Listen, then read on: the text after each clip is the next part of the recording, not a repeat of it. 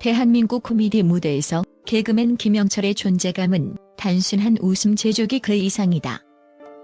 그는 시끄럽고 활기차며 무한한 에너지를 발산하는 아이콘으로 통한다. 그의 트레이드마크인 오버액션과 끊임없는 농담은 보는 이들에게 억지로라도 웃음을 강요하는 듯한 건강한 압박감을 선사하며 이는 곧 그를 철이 없어서 늘 즐거운 사람이라는 이미지로 각인시켰다. 그러나 이 폭발적인 에너지의 이면에는 35년 동안 단 한 번도 수면 위로 떠오르지 못했던 깊고 어두운 심연이 숨겨져 있었다. 최근 한 방송을 통해 김영철이 마침내 그 침묵을 깨고 가족사가 얽힌 내밀한 고통을 고백했을 때 대중은 충격과 동시에 깊은 연민에 빠졌다. 그가 웃음으로 쌓아올린 견고한 성벽 뒤에는 결핍과 고난, 그리고 부모님의 아픈 사랑이 뒤섞인 비극적인 성장 서사가 자리하고 있었던 것이다. 이 이야기는 단순한 한 연예인의 고백을 넘어 우리 시대의 가장들이 짊어져야 했던 고독한 짐과 자식들이 깨닫지 못했던 부모의 희생에 대한 처절한 기록이다. 김영철의 어린 시절은 가난이라는 검은 장막 아래 놓여 있었다. 그는 넉넉지 못한 형편 속에서 남들이 누리는 평범한 행복조차 사치로 여겨야 했다. 결정적으로 그의 삶이 송두리째 흔들린 것은 고등학교 1학년 때였다. 경제적 압박과 해묵은 갈등을 이기지 못한 부모님이 결국 이별을 택하고 만 것이다. 이 가장의 빈자리는 그에게 단순한 물리적 부재 이상의 상실감을 안겨주었다. 질풍노도의 시기에 겪은 아버지와의 단절은 소년 김영철의 내면에 깊은 흉터를 남겼다. 그는 이후 어머니와 함께 살며 아버지와의 접촉을 거의 끊은 채 성장의 황무지를 걸어야 했다. 홀로 남겨진 어머니는 세 자녀를 먹여 살리기 위해 말 그대로 몸이 부서져라 일했다. 어머니의 삶은 더욱 처절했다. 시장에서 물건을 파는 일부터 식당에서 묵묵히 접시를 닦는 일, 심지어 남이 버린 쓰레기를 치우는 청소 일까지. 어머니는 하루에 3가지 직업을 동시에 감당했다. 노동의 삼중주 속에서 어머니의 손은 거칠어졌고 등은 굽어갔다. 아들이 기억하는 어머니의 모습은 늘 땀에 젖어 있었고 잠자는 시간조차 아까워하는 고독한 전사의 모습이었다. 김영철에게 어머니는 생존 그 자체였지만 그 희생의 무게는 어린 아들의 어깨를 짓눌렀다. 극심한 가난과 아버지의 부재가 남긴 상처는 김영철을 무너뜨릴 수도 있었지만 대신 그는 웃음이라는 가장 강력한 방패를 선택했다. 그의 코미디는 단순한 재능이 아니라 고통스러운 현실로부터 자신을 지키기 위한 필사적인 생존 방식이었던 것이다. 그는 자신이 겪은 결핍과 외로움을 다른 사람을 웃기는 행위로 치환했다. 이 행위는 일종의 마취제와 같았다. 사람들이 그의 개그에 박장대소하는 순간 그의 내면에 끓고 있던 쓰라린 감정들은 잠시나마 잊힐 수 있었다. 김영철은 깨달았다. 다른 사람을 웃길 때 내 상처는 잠시 가려진다.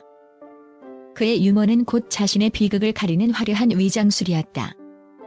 무대 위에서 그는 가장 밝고 가장 시끄러운 사람이 됨으로써 무대 아래에서 겪는 슬픔과 고독을 완벽하게 은폐했다. 그의 트레이드마크인 오버는 사실 자신의 상처 크기만큼 과장된 감정의 표현이었는지도 모른다. 대중은 그의 넘치는 에너지에 열광했지만 그 에너지의 근원이 실은 텅 빈 공허함에서 비롯되었다는 것을 아무도 알지 못했다. 세월이 흘러 3년 전 김영철은 아버지의 임종을 맞았다. 오랫동안 연락이 끊기다시피 했던 아버지와의 마지막 만남은 싸늘하고 먹먹한 분위기 속에서 이루어졌다. 아버지는 이미 의식이 희미해진 상태였고 아들은 어떤 작별의 말도 들을 수 없었다. 인생을 통틀어 단 한 번도 진심 어린 대화를 나눠보지 못했던 두 남자 사이에는 무거운 침묵만이 흘렀다.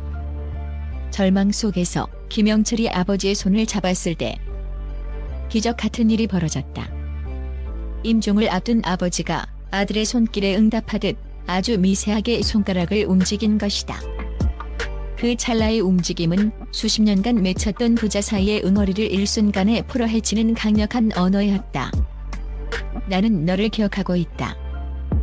나는 너를 사랑한다는 무언의 메시지가 손끝의 떨림을 통해 아들에게 전달된 것이다. 더욱 놀라운 것은 그 이후에 벌어진 가족의 변화였다. 아버지를 떠나보낸 후 김영철 가족의 운명은 마치 봉인이라도 풀린 듯 해빙기를 맞았다. 그의 커리어는 더욱 견고해졌고 가족 구성원들의 건강과 삶의 전반적인 환경이 눈에 띄게 좋아졌다. 그는 이 모든 것이 돌아가신 아버지가 하늘에서 보내주는 푸근한 뒷받침이자 뒤늦은 사과처럼 느껴졌다고 고백했다. 아버지의 부재는 고통이었지만 아버지의 소멸은 오히려 가족에게 기적과 같은 축복으로 돌아온 것이다. 바로 어머니가 35년 동안 필사적으로 숨겨온 충격적인 진실이 드러난 순간이었다. 하지만 이 고백의 정점은 따로 있었다. 아버지의 장례를 치른 후 어머니는 아들에게 조심스럽게 과거를 털어놓았다. 사실 내 아버지가 너를 보러 몇 번 찾아왔었다. 하지만 나는 문을 열어주지 못해서. 어머니의 목소리에는 후회와 고통이 뒤섞여 있었다. 경제적 압박과 이별의 상처 속에 홀로 아들을 키우던 어머니는 아들의 아버지의 초라하거나 때로는 술에 취한 모습을 보고 또다시 상처받을까 두려워했던 것이다. 어머니의 선택은 사랑이었지만 그 방식은 가혹한 반절을 불러왔다. 아버지는 아들을 향한 그리움을 뒤로 한 채 어머니가 굳게 닫은 문 앞에서 발길을 돌려야 했다. 뒤이어 아버지의 동료에게서 들려온 증언은 김영철의 가슴을 또 한 번 후벼 팠다.